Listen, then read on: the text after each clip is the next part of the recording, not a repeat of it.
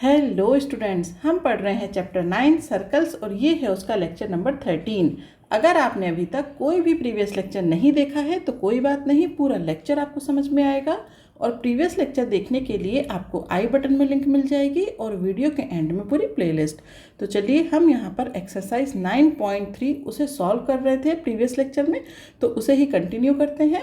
तो question number 1 to 7 previous class में हो चुके हैं। आज हम देखने वाले हैं क्वेश्चन नंबर 8। क्वेश्चन में कहा गया है if the non parallel sides of a trapezium are equal prove that it is cyclic. सबसे पहले तो बात करते हैं कि ट्रेपेजियम क्या होता है। तो ट्रेपेजियम क्या होता है, हमारा एक क्वाड्रिलेटरल ही होता है, लेकिन कुछ इस तरीके से होता है कि इसकी क्या होती है, दो साइड तो होती है पैरेलल आमने सामने की इस तरीके से, और जो दो और साइड हैं इस तरीके से ये होती हैं नॉन पैरेलल। ओके, तो यहाँ पर अगर मैं बात करूँ इस ट्रेपेजियम की, मैंने इसे नाम दे दिया है ABCD। तो यहाँ पर ट्रेपेजियम में AB पैरेलल टू CD ये होता है। अब इसमें ये कहा गया है कि जो नॉन पैरेलल साइड है, कौन सी साइड है, वो साइड है हमारे पास AD और BC, ये अगर इक्वल हों।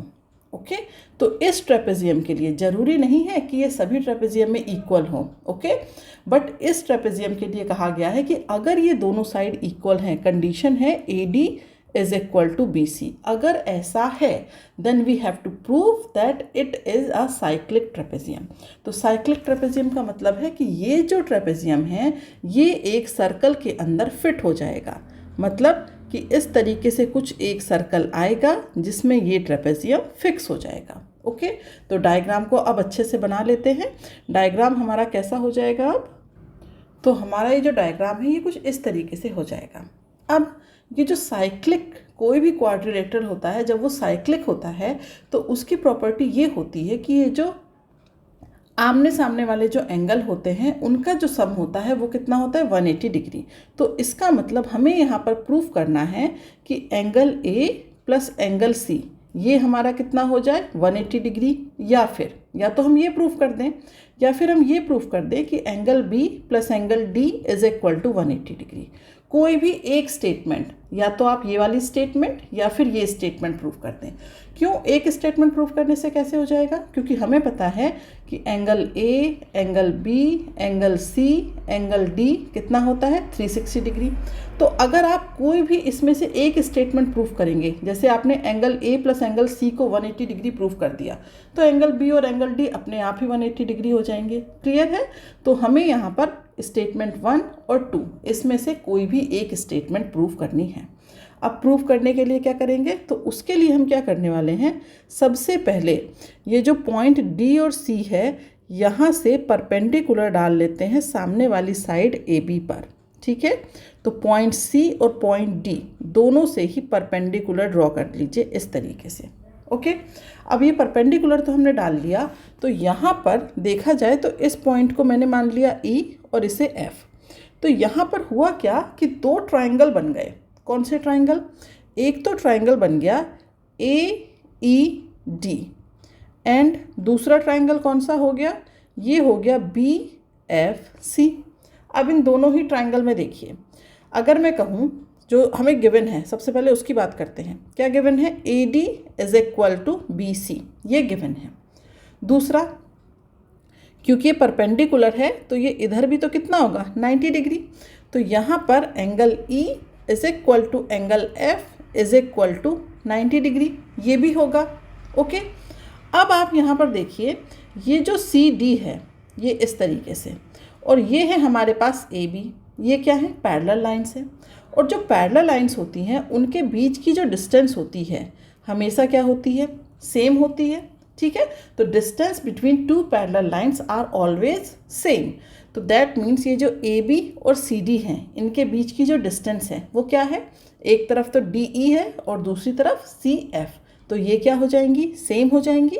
तो इससे आप लिख सकते हैं यहाँ पर कि ये जो डिस्टेंस हमने ली है, हमने क्या लिया है, यहाँ पर हमने लिया है डिस्टेंस को DE और यहाँ पर हमने लिया है डिस्टेंस को CF, ये क्या हो जाएगा, सेम। तो ये मैंने लिख दिया DE is equal to CF। अब यहाँ पर साइड एंगल साइड, ये सिमिलैरिटी लग जाएगी।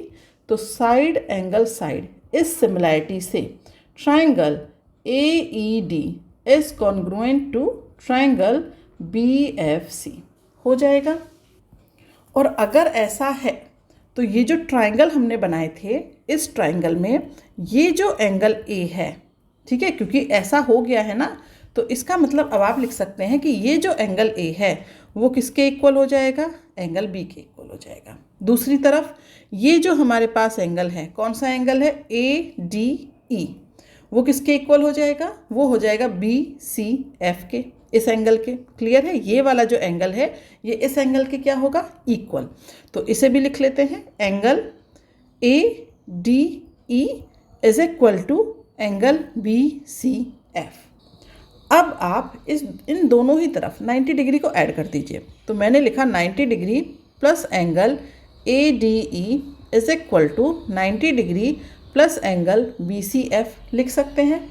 ओके, अब यहाँ पर आ जाइए।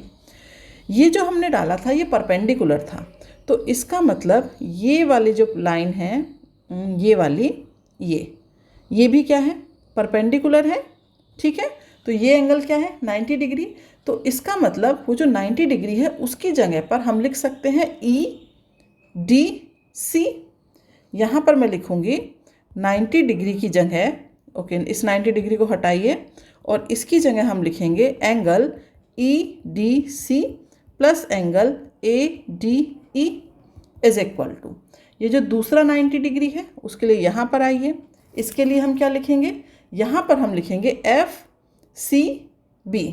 क्लियर है, तो यहाँ पर मैंने लिखा angle FCB plus angle BCF। ठीक है, अब अगर आप यहाँ पर क्या कर रहे हैं, ऐड कर रहे हैं इस एंगल 1 को इस एंगल 2 से, यहाँ पर ये एंगल 3 मान लिया और ये एंगल 4 मान लिया। ओके, तो ये वाला जो कंप्लीट एंगल है, अगर इसकी मैं बात करूँ तो ये कंप्लीट एंगल क्या है, D, ये वाला कंप्लीट एंगल क्या है, C। तो अब हम यहाँ पर लिख सकते हैं angle D is equal to angle C।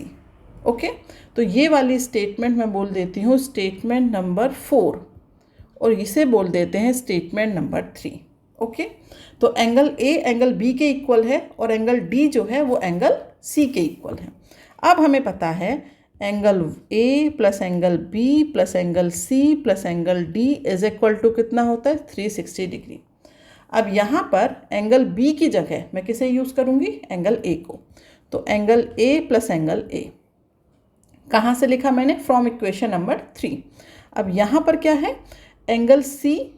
ठीक है, तो एंगल C को क्या करेंगे, रिप्लेस कर देंगे किससे, एंगल C को तो रखेंगे, एंगल D को रिप्लेस करेंगे। क्यों, क्योंकि आमने सामने के वाले एंगल हमें लेने हैं। तो एंगल D को किससे रिप्लेस कर देंगे, एंगल C से। ओके, तो ये हो गया 360 डिग्री। तो that means twice of angle A plus twice of angle C is equal to 360 degree. तो इसका मतलब angle A plus angle C is equal to 180 degree. तो ये कौन सी वाली इक्वेशन प्रूव कर दी हमने, ये हमने प्रूव की इक्वेशन नंबर 1, ये हमें मिल गई। अब आप चाहें तो इक्वेशन नंबर 2 को भी प्रूव कर सकते हैं। कैसे, एंगल A की जगह रख दीजिए किसे, एंगल B को, एंगल C की जगह पुट कर दीजिए एंगल D को, तो हो गया ना ये 180 डिग्री। तो ये सेकंड वाली स्टेटमेंट भी प्रूफ कर दी। यहाँ पर भी अगर आप A को रिप्लेस ना करके, A को रिप्लेस कर देते, B को छोड़ देते, तो ये हो जाता twice of angle B plus यहाँ पर किसे रिप्लेस करते, C को, तो ये हो जाता ट्वाइस ऑफ एंगल D। तो पहले ही ये वाला स्टेटमेंट आ जाता। ओके, तो कोई सा भी एक स्टेटमेंट हमें प्रूफ करना है, दूसरा अपने आप हो जाएगा। अब हम आ जाते हैं नेक्स्ट क्वेश्चन पर।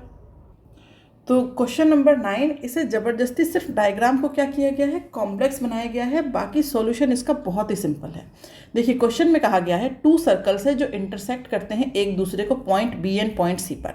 तो यहाँ पर आपको दिख रहा होगा एक रेड कलर से और एक ब्लू कलर से सर्कल है, दोनों एक दूसरे को कट कर रहे हैं पॉइंट B और पॉइंट C पर। तो दिख रहा होगा इस तरीके से हमारे पास एक सर्कल ये है, दूसरा सर्कल ये है, तो ये हमारे पॉइंट B और पॉइंट C इस तरीके से ये क्या कर रहे हैं, कट कर रहे हैं। इसके बाद क्या कहा गया है, यहाँ पर B पॉइंट से 2 लाइन सेगमेंट है ABD एंड PBQ। तो यहाँ पर देखिए इस तरीके से, मैं क्योंकि दोबारा इसे साइड में ड्रॉ करती रहती हूँ ताकि आप लोग को क्लियर हो जाए। यहाँ से ये ABD इस तरीके से ABD, एक लाइन सेगमेंट तो ये हो गया। दूसरा लाइन सेगमेंट कौन सा है? PBQ, तो यहाँ से इस तरीके से दूसरे कलर से ड्रॉ कर लेते हैं। इस तरीके से एक लाइन सेगमेंट ये गया है PBQ। ओके, अब हमें क्या कहा गया है? ये दो लाइन सेगमेंट ड्रॉ कर दिए। उसके बाद ये कहा गया है कि यहाँ पर ये जो एंगल है ACP एंगल बन रहे हैं। अब देखिए उसके बाद हमने क्या किया है, A से C को मिला दिया, Q से भी C को ज्वाइन कर दिया। ये है ना, यहाँ पर हमने क्या किया है, A से C को ज्वाइन किया, P से C को ज्वाइन किया, Q से भी C को ज्वाइन किया। ओके, तो इस तरीके से ये वाला डायग्राम आपका रेडी हुआ है। तो डायग्राम में बस सिर्फ डायग्राम को कॉम्प्लिकेटेड दिखाया गया है, बाकी सॉल्यूशन इसका बहुत आसान है। तो अब यहाँ पर कहा गया है कि यहाँ पर ये जो एंगल बन रहा है कौन सा, ACP, दैट मीन्स हम बात कर रहे हैं इस एंगल की। ये वाला जो एंगल है ये इक्वल है किसके, QCD के। तो अभी एक लाइन और ड्रॉ होगी C से D पर इस तरीके से। ओके, ये हमारा इक्वल है किसके, इस एंगल के। ओके, अच्छा ये हमें प्रूफ करना है। ओके, तो ये हमें प्रूफ करना है, proof that angle ACP is equal to angle QCD। ये गिवन नहीं है, ये प्रूफ करना है। तो चलिए प्रूफ कर लेते हैं। हमें प्रूफ करना है ACP is equal to angle QCD। ये हमें यहाँ पर प्रूफ करना है। अब प्रूफ करने के लिए क्या करेंगे, तो यहाँ पर देखिए ये जो एंगल C फॉर्म हो रहा है दोनों जगह, यहाँ पर कौन सा एंगल है C, यहाँ पर भी कौन सा एंगल है C। तो ये वाला जो फर्स्ट वाला C है ये किसकी हेल्प से फॉर्म हो रहा है, AP। ये जो सेकेंड एंगल C है ये किसकी हेल्प से फॉर्म हो रहा है, ये फॉर्म हो रहा है QD की हेल्प से। क्लियर है इतना? अब मुझे बताइए ये जो QD है ये हमारा पॉइंट B पर भी जा रहा है ना, QD पॉइंट B पर। तो यहाँ पर ये एक एंगल बनाएंगे, माना कि एक एंगल बनाएंगे theta. Okay, Q and D ये पॉइंट B पर जा रहे हैं और कौन सा एंगल बना रहे हैं, थीटा। अब ये जो A और P है ये भी B पर आ रहे हैं और यहाँ पर कौन सा एंगल बना रहे हैं, इसे θ1 मान लीजिए, इसे θ2 मान लीजिए। ओके, तो ये जो AP हैं ये भी पॉइंट B पर आए और कौन सा एंगल बनाया, θ2। दोबारा इसे डायग्राम में समझते हैं। इस तरीके से हमारे पास एक सर्कल ये है और एक सर्कल हमारे पास ये है। ओके, तो यहाँ पर कौन सा पॉइंट है, D, और यहाँ पर पॉइंट है Q।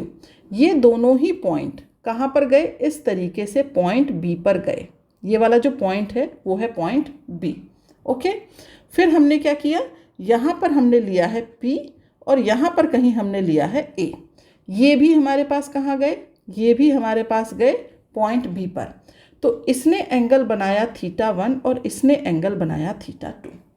अब ये देखिए क्वेश्चन में ये चीज़ क्लियर है कि ये जो APD है, ABD, और ये जो PBQ है इस तरीके से PBQ, ये हमारे लाइन सेगमेंट है। दैट मीन्स ये स्ट्रेट लाइन है। अगर ये स्ट्रेट लाइन है तो दैट मीन्स ये वाला एंगल इस एंगल के क्या हो जाएगा, इक्वल।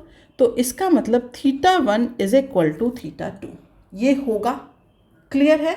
हमारे पास दो सर्कल हैं लेकिन उस सर्कल में हमें कहा गया है कि APD और PBQ ये लाइन सेगमेंट है। और अगर ये लाइन सेगमेंट है तो ये जो DQ ने एंगल बनाया B पर θ1 और AP ने एंगल बनाया B पर θ2, तो ये एंगल क्या होंगे, इक्वल होंगे। तो यहाँ से आप लिख सकते हैं θ1 is equal to θ2। Why? Because APD and PBQ are line segments, so that these angle θ1 and θ2 are vertically opposite angle, so these are equal। ये इक्वल होंगे।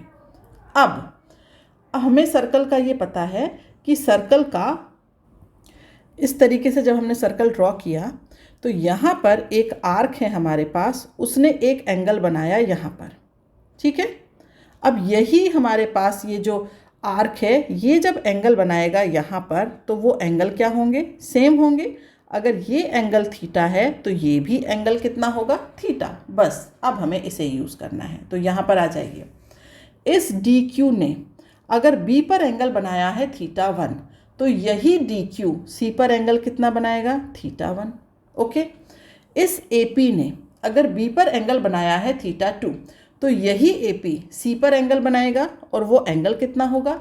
θ2 होगा ना, θ2, क्योंकि AP ने B पर एंगल बनाया था θ2, तो यही AP C पर एंगल बनाएगा θ2। और अभी हमने प्रूफ किया कि θ1 is equal to θ2, so that means अब हम कह सकते हैं कि ये वाला जो हमारा एंगल है ACP ये है θ2 और QCD ये है θ1, and θ1 and θ2 are equal because they are vertically opposite angle. ये हम ऑलरेडी प्रूव कर चुके हैं। तो यहाँ पर आप इस तरीके से प्रूव करेंगे, इसे दे देंगे इक्वेशन नंबर 1। तो यहाँ पर जब आप इसे लिखेंगे तो अब आप कह सकते हैं from equation number 1 we know that θ1 is equal to θ2, that means angle ACP is equal to angle QCD। तो सॉल्यूशन बहुत आसान है इस क्वेश्चन का, सिर्फ डायग्राम डिफिकल्ट है। एक बार फिर से समझा देती हूँ। क्वेश्चन में हमारे पास इस तरीके से दो सर्कल है जिसमें क्लियरली मेंशन है कि ABD and PBQ are line segment. Okay, फिर हमें प्रूव करना है कि angle ACP is equal to angle QCD। Prove करने के लिए हमने क्या किया, हमने देखा कि ये जो DQ है, ठीक है, यहाँ पर मैंने लिखा भी है, ये जो QD है ये एंगल बना रहा है C। ओके, और ये जो AP है ये भी एंगल बना रहा है C, जो कि हमें इक्वल प्रूफ करना है। तो अब हमने क्या किया, ये देखा कि ये जो DQ है ये पॉइंट B पर भी जा रहा है, कौन से एंगल के साथ? θ1 के साथ। ये जो AP है ये भी पॉइंट B पर जा रहा है, कौन से एंगल के साथ? θ2 के साथ। अब क्योंकि ये लाइन सेगमेंट है PBQ एंड ABQ, तो θ1 and θ2 are vertically opposite angle, that's why θ1 is equal to θ2। अब हम आ गए कि ये जो DQ है ये अगर B पर θ1 के साथ जा रहा है तो ये इस पॉइंट C पर भी θ1 एंगल के साथ ही आएगा। ये जो AP है ये पॉइंट B पर θ2 के साथ गया है, तो ये पॉइंट C पर भी θ2 के साथ ही जाएगा। तो इसका मतलब ये जो θ2 और θ1 है ये हमारे क्या हो जाएंगे? इक्वल हो जाएंगे। ओके, तो आज के लिए इतना ही। अब इस एक्सरसाइज में 3 क्वेश्चन बचे हैं, वो हम नेक्स्ट क्लास में देखेंगे। वीडियो पसंद आया हो तो इसे लाइक करिएगा और अपने दोस्तों के साथ शेयर करिएगा। और अगर आपको आज के लेक्चर में या प्रीवियस लेक्चर में कोई भी डाउट है तो आप मुझे कमेंट बॉक्स में लिख करके बता सकते हैं। नेक्स्ट क्लास में आपके डाउट को जरूर से सॉल्व किया जाएगा। मिलते हैं अगली क्लास में। आज के लिए बाय बाय स्टूडेंट्स।